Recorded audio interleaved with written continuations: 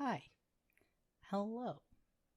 So I'm going to continue with my May is Mental Health Awareness Month series, and today I'm going to be talking about survival skills versus coping mechanisms.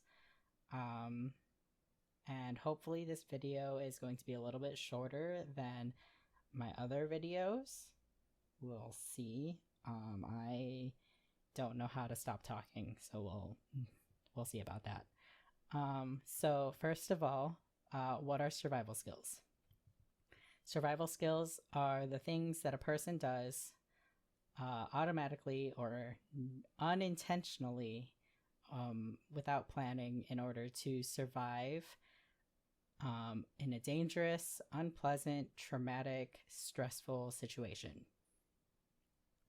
So, examples of survival skills that a person may have, behavioral survival skills that a person may have, is going to be self-harming behavior,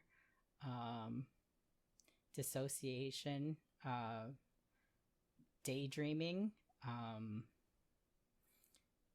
binge eating and restricting.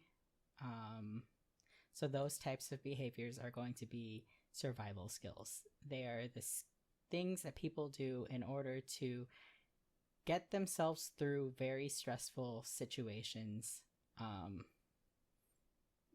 or very traumatic periods of their life. Coping mechanisms, on the other hand, are strategies that people use intentionally, and they are learned and intentional strategies that people use in the face of stress and trauma in order to manage the painful or difficult emotions. A lot of coping mechanisms are learned in therapy or are learned from another source. What's the difference between a survival skill and a coping mechanism? The difference is the intention. So a survival skill, survival skills and coping mechanisms are both used in order to deal with the stress, right? They're both used to deal with the stress and to manage the stress that a person is feeling. A coping mechanism and a healthy coping mechanism is going to be what is used to is going to be learned and used intentionally. So I guess survival skills is what I used to describe an unhealthy coping mechanism, right? Or a survival skill is something that can be replaced with coping mechanisms, because at some point you're going to be, or a person is going to be removed from that stressful situation, and they're not going to need their survival skills anymore. Or maybe they will be put back into a stressful situation and they'll fall back on their survival skills. But if they learn coping mechanisms, they won't need their survival skills anymore because they'll have coping mechanisms, So if a person learns coping mechanisms, then they have both. They have a choice between a survival skill or a coping mechanism. So,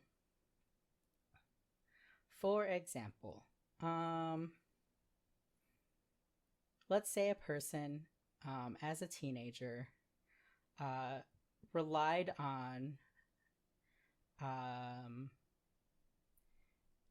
and I am going to, content warning, I'm going to be discussing self-harm. So let's say a person in a stressful situation relied on self-harm throughout their, let's say, adolescent years. They relied on self-harm. That was their survival skill, because their adolescent years were very stressful, so they relied on self-harm to get them through that time period. That was their survival skill. As they went through therapy in their adult years, they learned more coping mechanisms, and they learned that in stressful times they no longer need to use self-harm. But self-harm can be a very addictive thing to do, right? If you are a person who's struggled with self-harm, uh, you may understand that self-harm can be very addicting. It's something that um, when you do self-harm, you it's there's always an urge. There's an urge to self-harm. Even when you have other coping mechanisms and you know you have other coping mechanisms, there's going to be oftentimes an urge to still self-harm. So um, when this person who has relied on self-harm as a survival skill is and is faced with another stressful situation, another stressful time period in their life, they have a choice between relying on coping mechanisms that they've learned in therapy or relying on the survival skill that they have used throughout their adolescence. And they have the choice to use either the coping mechanism or their survival skill. And we will hope that they use the coping mechanism that they've learned. You know, we hope that they use the toolbox that they have been given in therapy, right? That's the hope. But is the goal to always use only coping mechanisms? And for some people, it is. For some people in their therapy treatment, the goal is to only use coping mechanisms, to only use their, you know, the coping mechanisms that they've used, that they've learned, their toolbox. For other people, it's not, and that's okay.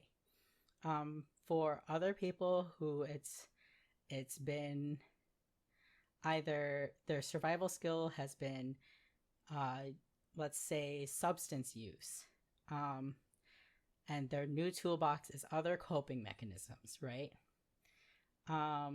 Is the goal to always use only coping mechanisms? Maybe it's a process. Maybe it's a process for some people to start using coping mechanisms and just know that they have coping mechanisms that they can use, but if they fall on their survival skills, they know that they're still in recovery, you know? They're still in recovery and they can still try again. It's a process. Survival skills versus coping mechanisms. We want to hope that people are going to use their coping mechanisms, and that's a really good goal, to use healthy coping mechanisms. But really, the goal is to reduce the amount of harm that people are doing to themselves and to other people.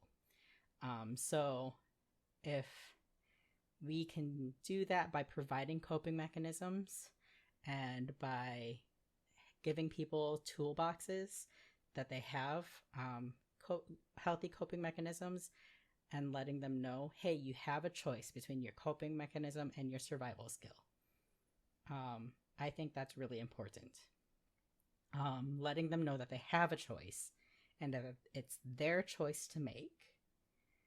No one is forcing them to choose one or the other. It's their choice to make. And I think that's really important, that people have autonomy over that. Because a lot of times in stressful situations, when people are first using their survival skills, they feel like they don't have a choice to begin with. And that's where problems really start. So they feel like they don't really have a choice to begin with, so they rely on those survival skills. But once people get a choice between having a survival skill and having a coping mechanism, you're giving them power and you're giving them autonomy. And that's really important. And I think that's, giving people power back is, really empowering. It's empowering to have a choice, and to know that you can go back to your survival skills or you can choose a coping mechanism. There is no wrong choice, but you can, if you fall back on your survival skills, you can always get back on and use your coping mechanisms to deal with your stress. So yeah. Anyway, that is survival skills versus coping mechanisms. Again, it's still a pretty long video. I'm so sorry. I don't know how to shut up. If you liked this video, let me know. If you didn't like this video, please don't tell me. It would hurt my feelings. But yeah, thank you so much for joining me in this talk about survival skills versus coping mechanisms. If you made it through this entire video, please take care of yourself. You deserve all the best.